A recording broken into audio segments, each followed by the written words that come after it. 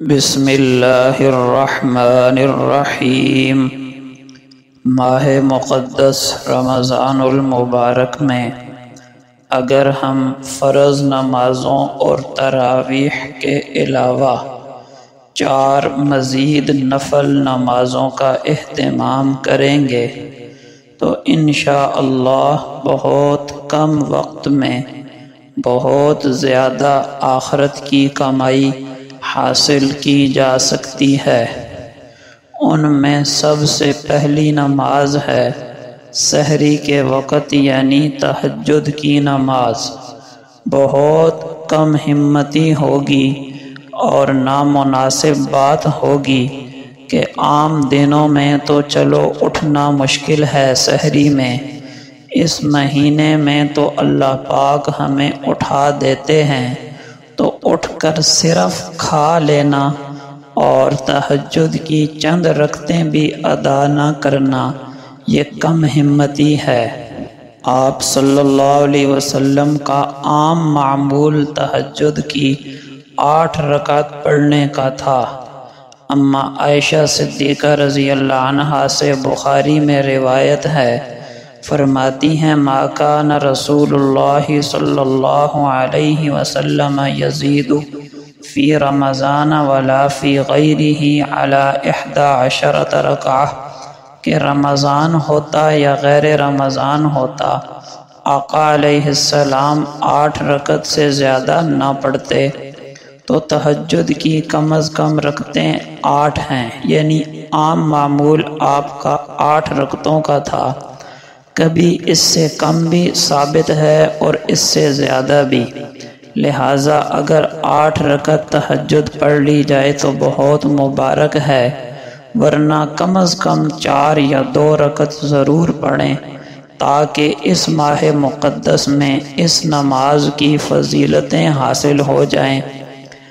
ترمذی شریف کی روایت ہے کہ فرض نمازوں کے بعد سب سے افضل ترین نماز وہ رات کی نماز ہے، یعنی تہجد کی نماز، اور آپ صلی اللہ علیہ وسلم نے تہجد کی ترغیب دیتے ہوئے فرمایا علیکم بقیام اللیل، تم اپنے اوپر رات کے قیام کو لازم کر لو۔ رات کے قیام یعنی تہجد کی نماز کو اپنے اوپر لازم کر لو۔ آگے آپ صلی اللہ علیہ وسلم نے 4 وجہ بیان فرمائی۔ پہلی وجہ انہ دأب الصالحین قبلکم، تم سے پہلے جتنے بھی نیک لوگ گزرے ہیں، انبیاء، اولیاء، صلحاء، اتقیاء، یہ ان سب کا طریقہ ہے کہ وہ تہجد کا اہتمام کرنے والے تھے۔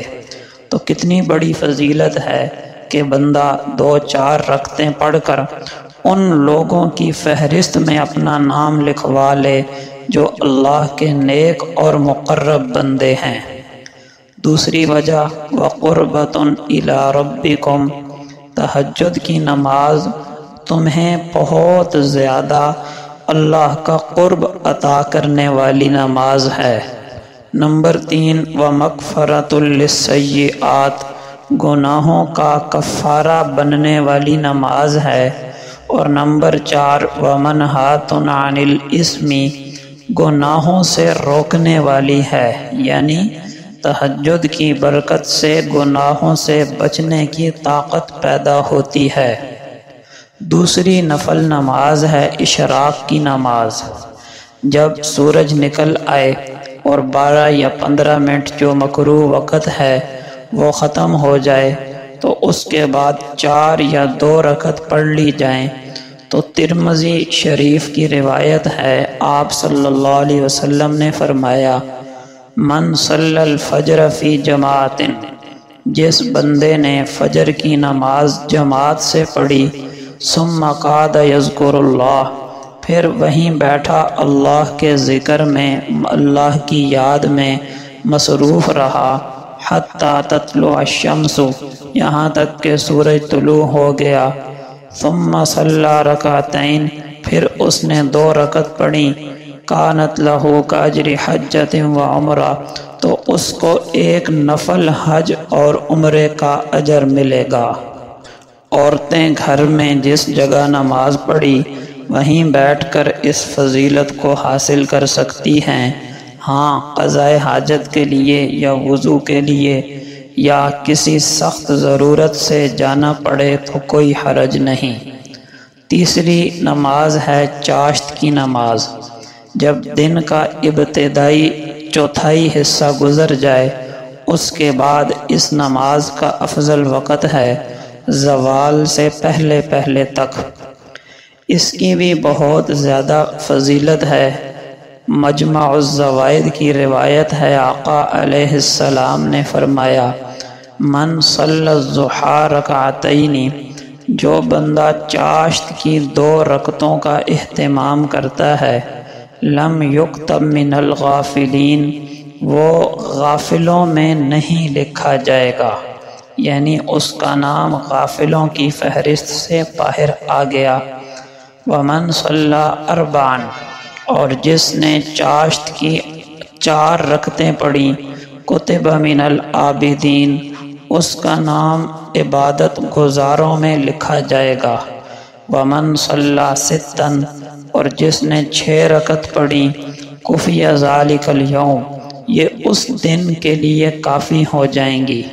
ومن صلی ثمانیہ، اور جس نے 8 رکعت چاشت پڑھی، فرمایا کتبہ اللہ من القانتین، اللہ اسے اپنے فرما بردار اور اطاعت شعار بندوں میں لکھ دے گا۔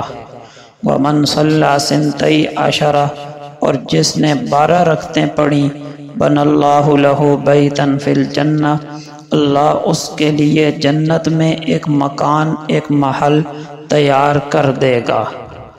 اس روایت سے پتہ چلا کہ چاشت کی کم از کم 2 اور زیادہ سے زیادہ 12 رکعتیں ہیں۔ اور چوتھی نفل نماز ہے اوابین کی نماز۔ ترمذی شریف کی روایت ہے، من صلی بعد المغرب 6 رکعات، جس شخص نے مغرب کے بعد 6 رکعت پڑھی، 6 رکعات ادا کی، لم یتکلم فیما بینہن بسوء، اور اس درمیان کوئی بری بات نہ کی، ادلن لہ بعبادت 12 سنہ، تو یہ 6 رکعتیں اس کے لیے 12 سال کی نفلی عبادت کے برابر ہو جائیں گی۔ اور چاہے 2 سنتیں ملا کر 6 رکعت پوری کرے تب بھی انشاءاللہ فضیلت حاصل ہوگی، اور چاہے 2 سنتیں الگ پڑھے اور 6 رکعت نفل الگ پڑھے، انشاءاللہ دونوں صورتوں میں یہ فضیلت حاصل ہوگی۔ یہ نمازیں سارا سال پڑھنے کی ہیں، لیکن کم از کم رمضان میں ان کا ضرور اہتمام کریں، کیونکہ رمضان میں نفل کا اجر فرضوں کے برابر ہو جاتا ہے۔ اللہ پاک ہمیں خوب اپنی عبادت کرنے کی اور زندگی کے ایک ایک لمحے کے قدردانی کی توفیق عطا فرمائے، آمین۔